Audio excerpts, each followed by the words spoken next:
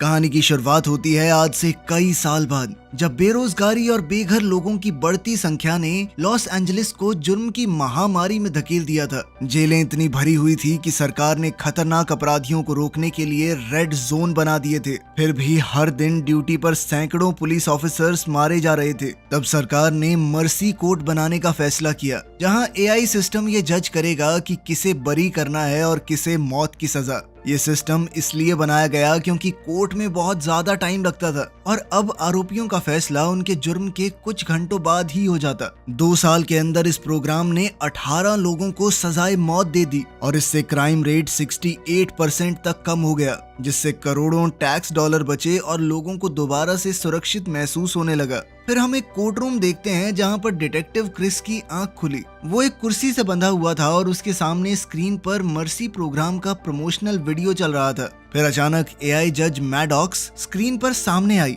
और उसने घोषणा की कि अब ट्रायल शुरू हो सकता है, क्योंकि क्रिस की शराब आखिरकार उतर चुकी थी। उसने बताया कि क्रिस लगभग 6 घंटे तक बेहोश रहा और साथ ही कहा कि कसम खाओ, जो कहोगे सच कहोगे। जब क्रिस ने बाइबल पर हाथ रख के कसम खाई तो मैडॉक्स ने खुलासा किया कि तुम्हारे ऊपर तुम्हारी पत्नी के कत्ल का आरोप है। बॉडी कैम फुटेज में पुलिस की एक टीम क्रिस के घर में घुसती दिख रही थी। उन्होंने उसकी पत्नी निकोल को जमीन पर खून से लथपथ पड़ा हुआ देखा और उनकी बेटी ब्रिट उसके सामने रो रही थी। निकोल को चाकू मारा गया था और जब पुलिस ने पूछा कि ये किसने किया तो उसने क्रिस का नाम लिया। ये देखकर क्रिस दहशत में आ गया। अपना नाम सुनते ही उसके होश उड़ गए। मैडॉक्स ने बताया कि निकोल को जब चाकू लगा उस वक्त घर में क्रिस के अलावा कोई दूसरा मौजूद नहीं था। अब क्रिस को लगा कि वो झूठ बोल रही है, इसीलिए उसने जब इंटरनेट सर्च किया तो उसे पता चला कि उसका नाम हर एक न्यूज चैनल पर चल गया था। न्यूज में उसकी गिरफ्तारी और मर्सी प्रोग्राम के लिए उसका समर्थन दिखाया गया। असल में क्रिस और उसकी पार्टनर जैक ने ही हत्यारे डेविड को पकड़ा था, जो मर्सी ट्रायल का पहला क्रिमिनल था।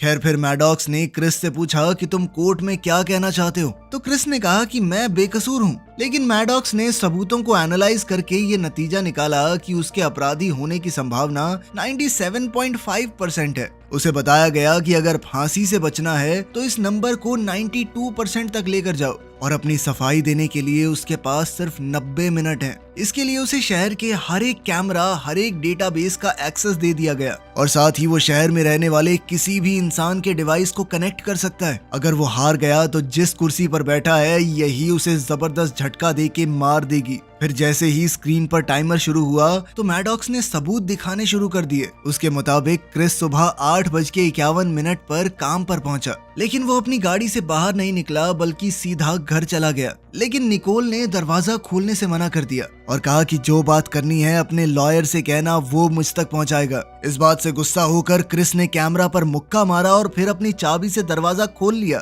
दरवाजा बंद होने से पहले निकोल ने उसे बाहर निकालने की कोशिश की थी। फिर मैडॉक्स ने फुटेज फास्ट फॉरवर्ड की और बताया कि क्रिस 26 मिनट तक घर के अंदर रहा। इसके थोड़ी देर बाद ही उनकी बेटी ब्रिट अपनी दोस्त के घर से वापस आई और जोर से चीख उठी। इन्वेस्टिगेशन के हिसाब से निकोल को एक राइट हैंडेड आदमी ने चाकू मारा था। इसके गहरे घाव ने उसकी रीढ़ की हड्डी को नुकसान पहुंचाया और साथ ही उसके लिवर को छेद दिया था। सिर्फ इतना ही नहीं, क्रिस के कपड़ों पर निकोल के खून के ताजे निशान थे। अब घर से निकलने के बाद क्रिस बार में शराब पीने गया, मगर वो बार बार कह रहा था कि ये सब झूठ है। लेकिन बार की सिक्योरिटी कैमरा फुटेज में साफ दिख रहा था कि क्रिस बहुत ज्यादा नशे में डूबा हुआ था। वो कुछ पुलिस वालों से झगड़ भी रहा था क्योंकि वो उसे गिरफ्तार करने की कोशिश कर रहे थे। आखिरकार पुलिस वालों ने उस पर टेजर का भी इस्तेमाल किया, लेकिन इतना सब होने के बाद भी क्रिस रुका नहीं। वो बिल्डिंग से भागकर बाहर निकला और एक आदमी की गाड़ी चुराने की कोशिश की, लेकिन पुलिस वालों ने उस पर झपट्टा मारकर उसे गिरा दिया और वो आखिरकार बेहोश हो गया। क्रिस को इन सब बातों में से कुछ भी याद नहीं था और मैडॉक्स ने इसका पूरा दोष शराब पर डाल दिया। इस पर क्रिस ने कहा कि मैं अपनी बेटी ब्रिट से बात करना चाहता हूँ, लेकिन ट्रायल के रूल्स के हिसाब से गवाहों को सिर्फ कॉल किया जा सकता है और 18 साल से कम उम्र के लोगों को तो ये भी अलाउड नहीं है। फिलहाल ब्रिट अपने नाना नानी के घर पर थी, लेकिन रूल्स में ये भी लिखा है कि अगर किसी आदमी का मरे हुए इंसान से रिश्ता हो तो वो इंसान एक मैसेज भेजकर कॉल की रिक्वेस्ट कर सकता है। अब क्रिस ने अलग अलग तरीके से अपनी बात कहने की कोशिश की, लेकिन उसे समझ ही नहीं आ रहा था कि क्या लिखे। आखिरकार उसने मैडॉक्स से ही कहा कि ब्रिट को एक ऑटोमेटिक मैसेज भेज दो अपना, अगर अपने बाप पर भरोसा होगा तो बात कर लेगी। रूल्स ये भी कहते थे कि आरोपी अपने स्पॉन्सर से बात कर सकता है। फिर स्क्रीन पर अल्कोहलिक्स एनोनिमस से रॉब की वीडियो चल रही थी, जहां वो क्रिस को डांट रहा था कि जब तेरा पीने का मन हो रहा था तो तूने मुझे कॉल क्यों नहीं की। असल में रॉब निकोल के साथ काम करता था और जब निकोल अपनी शिफ्ट पर नहीं पहुंची तो पुलिस को फोन भी उसी ने किया था। इसके बाद मैडॉक्स ने उन दोनों के रिश्ते की पूरी प्रोफाइल दिखाई। क्रिस और निकोल 20 साल पहले प्यार में पड़ गए थे और फिर 3 साल बाद उन्होंने शादी भी कर ली, जिसके लगभग 1 साल बाद ब्रिट पैदा हुई। उनकी जिंदगी खुशहाल चल रही थी, मगर फिर क्रिस का पार्टनर रे ड्यूटी के दौरान मारा गया, जिसके बाद क्रिस दोबारा से शराब की लत में पड़ गया। ये चीज धीरे धीरे उनके परिवार को तोड़ रही थी। आखिरकार निकोल ने तलाक के बारे में सोचना शुरू कर दिया। उसके परिवार और दोस्तों को भेजे गए मैसेजेस से पता चला कि पिछले 6 महीनों में क्रिस 57 बार अपना आपा खो चुका था। फिर एक और वीडियो में ब्रिट एक लड़के से बात करती हुई दिख रही थी, जिसे क्रिस बिल्कुल भी पहचान नहीं पाया। तब पता चला कि ब्रिट के सीक्रेट सोशल मीडिया अकाउंट थे, जहां वो अपनी पार्टी आउटफिट पोस्ट करती थी। वो अपनी दोस्त को बता रही थी कि उसकी माँ रो रही है। उसके पापा अक्सर दारू पीने के बाद गुस्से में आ जाते हैं। इसी बीच ब्रिट ने क्रिस को कॉल किया और बुरी तरह रोने लगी। क्रिस ने उसे यकीन दिलाया कि मैंने माँ को नहीं मारा, मुझे गलत गिरफ्तार किया इन्होंने। लेकिन अफसोस ब्रिट के नाना ने उससे जबरदस्ती फोन कटवा दिया। फिर मैडॉक्स ने क्रिस को याद दिलाया कि तुम्हारे पास 1 घंटा और 8 मिनट बचे हैं। फिर क्रिस ने तुरंत जैक को कॉल किया, जो अभी भी निकोल के क्राइम सीन पर काम कर रही थी। क्रिस ने स्क्रीन पर सारी केस फाइल्स को चेक किया और फिर जैक से कहा कि मुझे घर का हर एक कोना दिखाओ। अब जैक के टूर के ऊपर ही क्राइम सीन का डिजिटल रिकंस्ट्रक्शन दिखाई दे रहा था। वहाँ लिविंग रूम में जमीन पर एक टूटा हुआ वास पड़ा था, जो शायद तब टूटा जब निकोल अपने आप को बचा रही होगी। रसोई में ब्रिट के खून लगे पैरों के निशान मिले थे और दीवार पर भी खून के निशान थे, जो मारपीट की तरफ इशारा कर रहे थे। एक टूटी हुई प्लेट दिखा रही थी कि निकोल ने खुद को बचाने की कोशिश की थी और एक नाइफ सेट से एक चाकू गायब था, जिसे मर्डर के लिए इस्तेमाल किया गया था। उस चाकू पर क्रिस के फिंगरप्रिंट भी थे। इस पर उसने सफाई दी कि मेरा ही घर है भाई, मैं कुकिंग के लिए इस्तेमाल करता था उसे, सब्जियां कैसे काटूंगा। साथ ही पुलिस को कुछ बाल, स्किन और डीएनए भी मिला, जो क्रिस से बिल्कुल मैच करता था। फिर क्रिस ने निकोल के फोन रिकॉर्ड्स चेक किए, क्योंकि उसे याद था कि वो झगड़े के बाद किसी को तो टेक्स्ट कर रही थी, लेकिन उस वक्त के आसपास का कोई भी टेक्स्ट या कॉल रिकॉर्ड भी नहीं मिला। तब क्रिस ने पूछा कि उसका काम वाला फोन भी था। मैडॉक्स को ये पता नहीं था कि निकोल के पास दूसरा फोन भी है, इसीलिए उसने क्रिस के कॉल रिकॉर्ड से नंबर निकाला और उस पर फोन किया। उधर घर में जैक को कहीं से रिंगटोन सुनाई दी। वो उस आवाज का पीछा करते हुए बाहर खड़ी एक गाड़ी तक जा पहुंची। उसने गाड़ी का शीशा तोड़ दिया और निकोल के फोन को बाहर निकाला, लेकिन तब पता चला कि ये फोन तो रजिस्टर्ड ही नहीं है। इस फोन का उनके पास कोई रिकॉर्ड नहीं था। इस बरामद किए गए फोन से पता चला कि इस फोन से सिर्फ एक ही नंबर को कॉल और टेक्स्ट भेजे गए थे और वो नंबर भी इसी तरह ब्लैक मार्केट से खरीदा गया था, वो भी रजिस्टर्ड नहीं है। मैडॉक्स ने उस खुफिया नंबर पर कॉल किया, लेकिन जैसे ही सामने वाले ने उसकी आवाज सुनी उसने तुरंत फोन काट दिया। मगर इतना काफी था लोकेशन को ट्रैक करने के लिए। और फिर जैक अपनी फ्लाइंग बाइक पर वहां के लिए निकल पड़ी। इंतजार करते हुए मैडॉक्स को एहसास हुआ कि क्रिस पहले से ये बात जानता था कि निकोल कुछ तो छुपा रही है, और इस पर उसने बताया कि तुम्हारे अपराधी होने की परसेंटेज अब 0.1% कम हो चुकी है।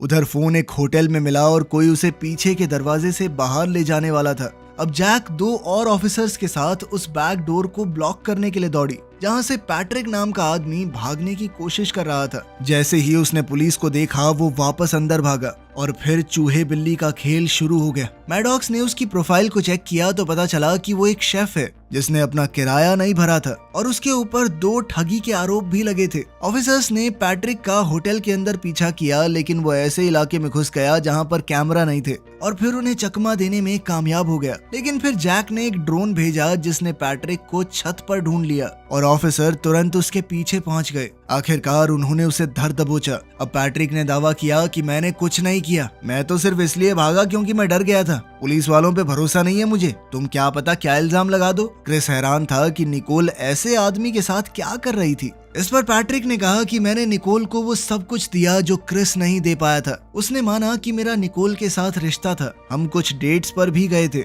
लेकिन बात कभी ज्यादा आगे नहीं बढ़ी। निकोल प्राइवेट बात करना चाहती थी, इसीलिए उसने इन अनरजिस्टर्ड फोन्स का इस्तेमाल इस्तेमाल किया। जल्द ही मैडॉक्स को उन डेट्स की फुटेज मिल गई जो इस कहानी को कंफर्म करती थी। पैट्रिक ने कहा कि मैं तो पूरा दिन काम पर था और सिक्योरिटी कैमरास की फुटेज ने भी इस बात को सच साबित किया, इसीलिए वो किलर नहीं हो सकता। फिर भी जैक ने उसे पुलिस से भागने के लिए अरेस्ट कर लिया। अब सिर्फ 53 मिनट बचे थे और पैट्रिक के बेगुनाह साबित होने की वजह से क्रिस के आरोपी होने की प्रोबेबिलिटी 98% हो चुकी थी, क्योंकि अब तो निकोल उस पर चीट कर रही थी। तो उसकी पत्नी ने उसे धोखा दिया, ये मोटिव है अब उसके पास उसे मारने का। तब मैडॉक्स ने और फुटेज सर्च की और कुछ वक्त पहले निकोल ने क्रिस को गैराज में पीते हुए पकड़ा था, जिस पर उसने बहुत गुस्से में रिएक्ट किया। इससे क्रिस को भी एहसास हुआ कि वो दारू पी के कितना गुस्सा करता था। इसके बाद उसने एक ग्रुप ज्वाइन किया जहां वो रॉब से मिला, जिसने कुछ समय तक उसे सोबर रहने में मदद की। लेकिन रे को खोना उसके लिए बहुत बड़ा झटका था।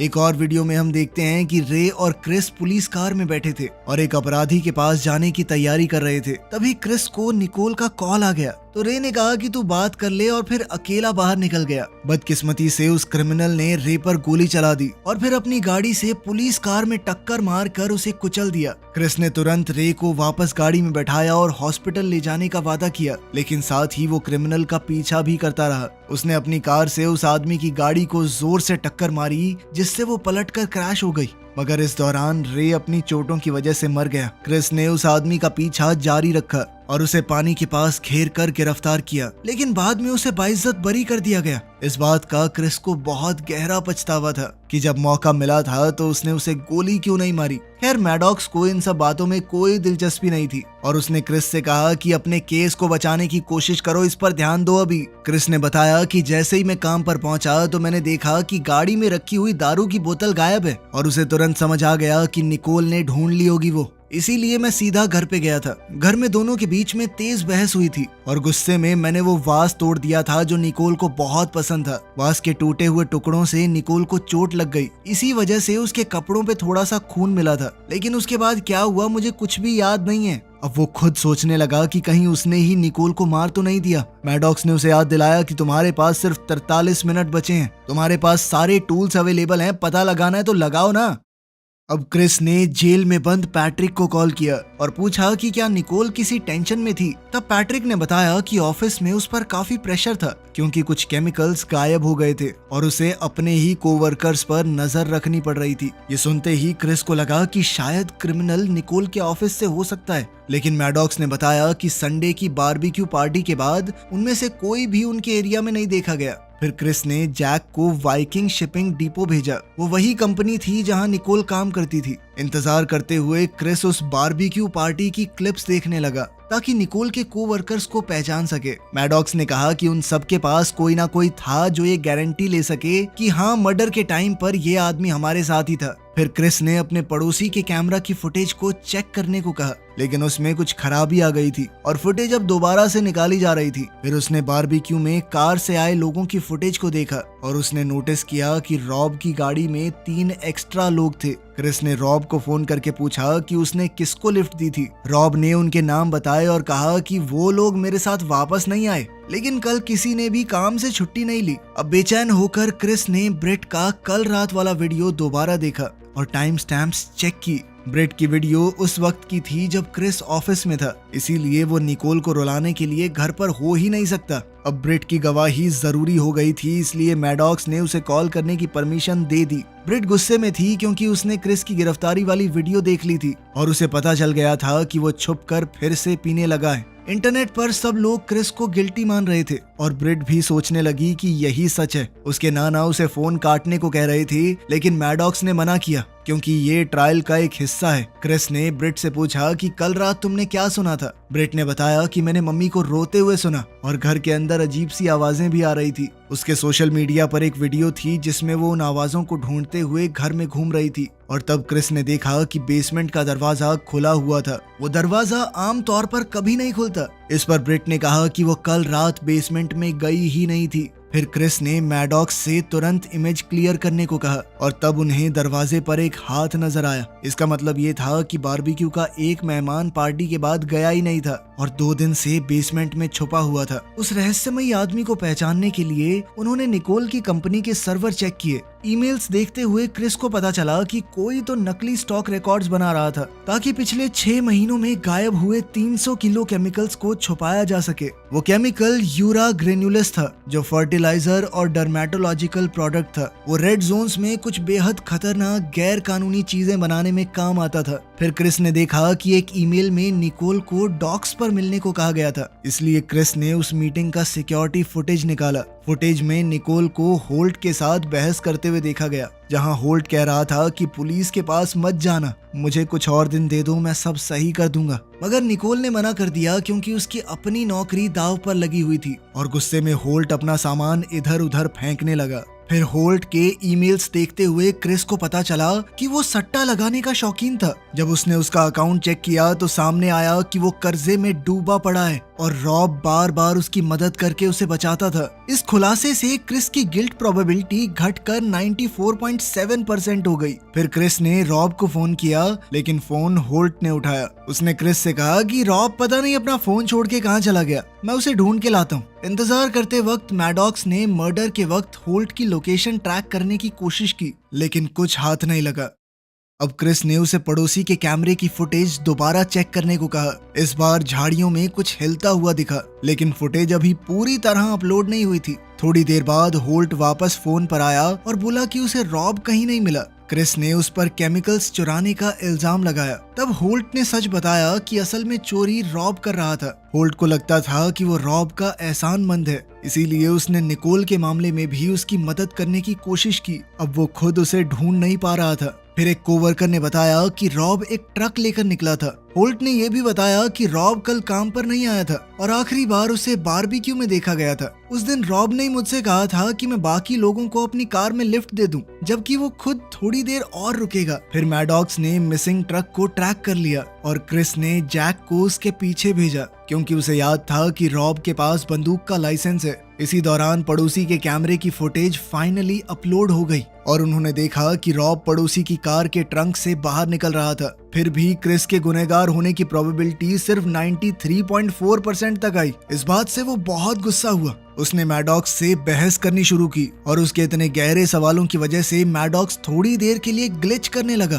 खैर अब सिर्फ 19 मिनट बचे थे। क्रिस ने जंगल में रहने वाले अपने कुछ दोस्तों से कांटेक्ट किया और उन्हें रॉब की बंदूकों के बारे में बताया। अब जैक और उसकी टीम ने रॉब के घर को घेर लिया और अंदर घुस गए, लेकिन वो कहीं नहीं मिला। क्रिस ने देखा कि बाहर ट्रक खड़ा ही नहीं है। तब उसे समझ आया कि रॉब ट्रैकर निकाल कर ट्रक को घर पर ही छोड़ गया और वो खुद कहीं और ही निकल चुका था। फिर मैडॉक्स ने पूरे शहर में ट्रक को ढूंढा, लेकिन लाइसेंस प्लेट नहीं मिली, मतलब रॉब ने उन्हें भी उतार दिया था। अब क्रिस ने जैक से वाइकिंग शिपिंग कंपनी के ट्रक के लिए अलर्ट जारी करने को कहा। रॉब के घर में पुलिस को एक टूटी हुई तस्वीर मिली, जिसके फटे हुए कोने पर एक हाथ नजर आ रहा था। असल में रॉब बचपन में एक चिल्ड्रंस होम में पला बड़ा था और उसके रिकॉर्ड्स एक डेटा हैक में खो गए थे। इसीलिए मैडॉक्स को असली फोटो ऑनलाइन ढूंढने में वक्त लगने लगा। बाद में गैराज के अंदर पुलिस को केमिकल्स और जले हुए सबूत मिले। औजार देखकर समझ आया कि रॉब केमिकल्स को बेच नहीं रहा था, बल्कि उनसे बहुत खतरनाक चीजें बना रहा था।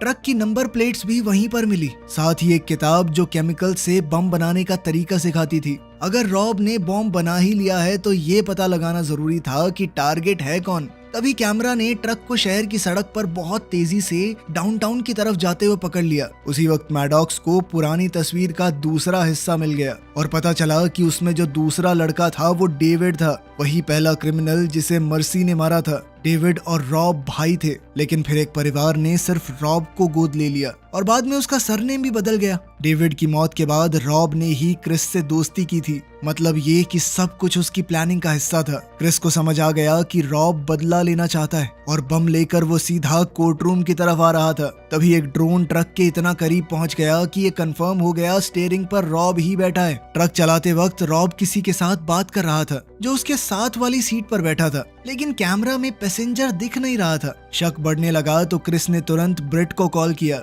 लेकिन फोन ब्रिट के नाना ने उठाया। उन्होंने बताया कि ब्रिट तो सैर करने के लिए पास वाले पार्क में गई है। अब क्रिस ने तुरंत अपने इन लॉज के सिक्योरिटी कैमरास को चेक किया और वो ये देखकर सन्न रह गया क्योंकि रॉब ने ब्रिट को किडनैप कर लिया था। इसी दौरान रॉब के गैराज में पुलिस को एक टाइमर मिला सब तुरंत भागने लगे और ज्यादातर ऑफिसर्स घर से बाहर निकलने में कामयाब भी हो गए। तभी एक जबरदस्त धमाका हुआ और पूरा घर उड़ गया। कई ऑफिसर अंदर ही जल गए। क्रिस ने घबरा कर जैक को कांटेक्ट करने की कोशिश की, लेकिन कोई जवाब नहीं मिला। असल में गैराज वाले बम में सिर्फ थोड़ा सा ही केमिकल यूज हुआ था, इसलिए मैडॉक्स ने हिसाब लगाया कि ट्रक में बाकी सारा मटेरियल मौजूद है, मतलब कि अगर वो फटा तो पूरा शहर तबाह हो सकता है।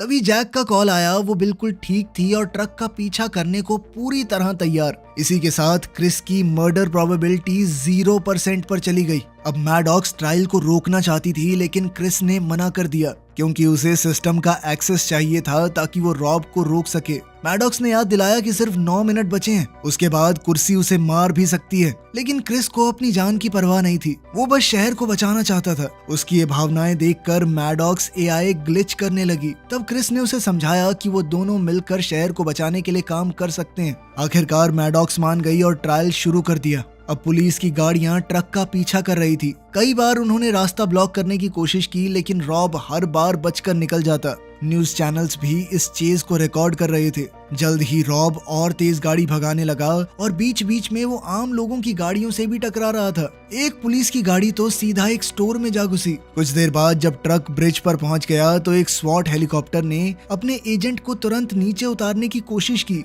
और पुलिस कार्स ने उसे दोबारा ब्लॉक करना चाहा, लेकिन रॉब ने उन्हें भी जोर से टक्कर मारकर हटा दिया। इधर एजेंट को लैंड करने की जगह नहीं मिली। आखिरकार जैक को मजबूरन ऑर्डर देना पड़ा कि रॉब को गोली मार दी जाए। चाहे ब्रिट भी ट्रक के अंदर है, इस बात से कोई फर्क नहीं पड़ता। क्रिस ने कहा कि तुम ऐसा नहीं कर सकती, लेकिन जैक ने उसे नजरअंदाज किया। इधर मैडॉक्स ने भी माना कि यही बेस्ट प्लान है। फिर एक रिमोट कंट्रोल कार में बम लगाकर ट्रक के नीचे भेजा गया, लेकिन बदकिस्मती से कनेक्शन फेल हो गया और ब्लास्ट नहीं हुआ। क्रिस को शक हुआ कि कहीं मैडॉक्स ने उसे हैक तो नहीं किया, लेकिन मैडॉक्स ने कोई जवाब नहीं दिया। अब सिर्फ 4 मिनट बचे थे तो मैडॉक्स ने तुरंत इलाका खाली करने का अलर्ट भेज दिया। फिर क्रिस ने जैक से कहा कि ट्रक के आगे आगे उड़ो। उसने देखा कि ब्रिट मदद की भीख मांग रही थी, जबकि वो रॉब को समझाने की कोशिश कर रहा था। गुस्से में रॉब चिल्लाया कि डेविड बेगुनाह था, लेकिन जैसे ही वो कुछ और कहने वाला था, जैक ने फायरिंग शुरू कर दी, मगर इससे उसका कंट्रोल हिल गया और वो बाइक से गिर पड़ी। इधर ट्रक सीधा कोर्ट बिल्डिंग में जा टकराया। उसी वक्त समय खत्म हुआ और चेयर एक्टिव होने लगी।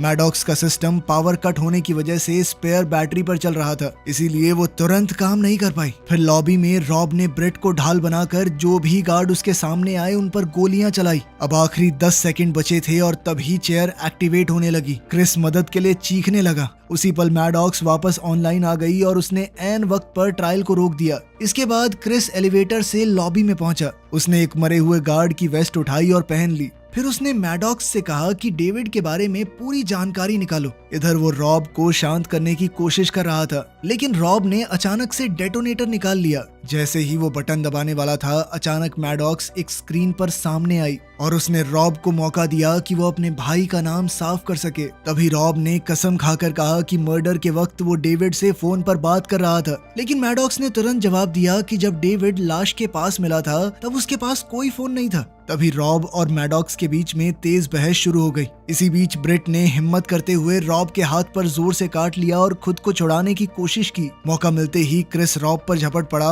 और दोनों डेटोनेटर के लिए झगड़ने लगे। रॉब लगातार अपनी बंदूक से फायरिंग करता रहा, लेकिन क्रिस ने लड़ाई के दौरान डेटोनेटर की कुछ तारें खींचकर उसे डिसेबल कर दिया। फिर उसने जोर से लात मारकर बंदूक रॉब के हाथ से गिरा दी। अब क्रिस ने तुरंत बंदूक उठाई और रॉब पर तान दी। उसकी आंखों में गुस्सा था, निकोल का बदला लेने की बेचैनी थी, लेकिन ब्रिट रोते हुए उसे रोकने लगी और कहने लगी कि प्लीज ऐसा मत करो पापा। क्रिस एक पल के लिए रुक गया। उसी पल रॉब दोबारा से चिल्लाया कि मैं मर्डर के वक्त उसके साथ फोन पर था और उसने पुलिस चौकी में कॉल भी की थी। लेकिन तभी अचानक जैक ने गोली चला दी और वो सीधा रॉब को लगी। क्रिस ने तुरंत जैक को रोका कि कहीं वो दोबारा फायर करके उसे खत्म न कर दे। इधर जमीन पर पड़ा रॉब हिचकिचाते हुए बोला कि उसने पुलिस थाने में एक औरत से बात की थी जिसने वादा किया था कि वो डेविड की कॉल हिस्ट्री चेक करेगी। मतलब जिसने भी डेविड को अरेस्ट किया वो सच जानता था। अब मैडॉक्स ने तुरंत पुलिस स्टेशन के कॉल रिकॉर्ड्स चेक किए और ये कंफर्म किया कि किसी ने रॉब की हिस्ट्री देखी तो थी और डेविड के साथ वो कॉल पर था।